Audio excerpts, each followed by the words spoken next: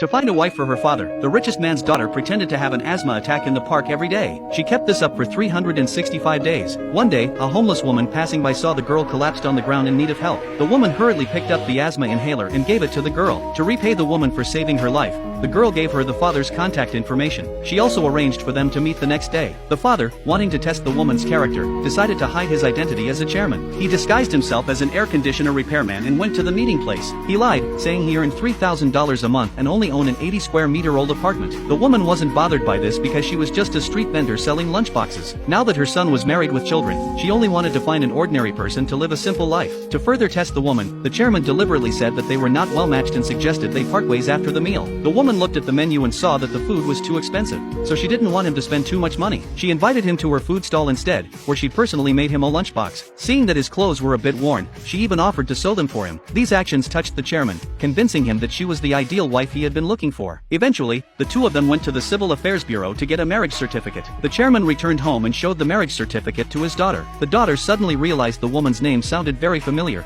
not knowing that the woman was actually her biological mother, who had been lost. To continue hiding his identity, the chairman had his assistant purchase an 80 square meter old apartment. He lied to the woman, saying that the apartment was lent to him by an old comrade. Coincidentally, the woman's son also lived in the same community. As soon as they entered the apartment and put down their luggage, the chairman saw a missing person flyer in the woman's bag and learned that she had lost a daughter years ago. To help the woman find her daughter, he had his assistant print 100,000 copies of the missing person flyer while the woman went out to buy groceries. The woman bought an extra can of formula and brought it to her son's house for her grandson. Her daughter-in-law, seeing that it was domestic formula, became very angry. She said her son only drinks high-end imported formula and scolded her mother-in-law, telling her not to bring anything anymore. At that moment, the daughter-in-law's mother took out an invitation and invited the mother-in-law to her grandson's first birthday party the next day. The woman was excited to receive the invitation and left. She didn't understand why her mother would invite her mother-in-law to the party. She said that the mother-in-law was so poor that she couldn't afford an expensive gift. In fact, her mother wanted to show off her wealth at the party the next day and make the mother-in-law realize her place, so she wouldn't bother them again. Meanwhile, the woman wanted to buy a gold locket as a birthday gift for her grandson. However, because she was poorly dressed,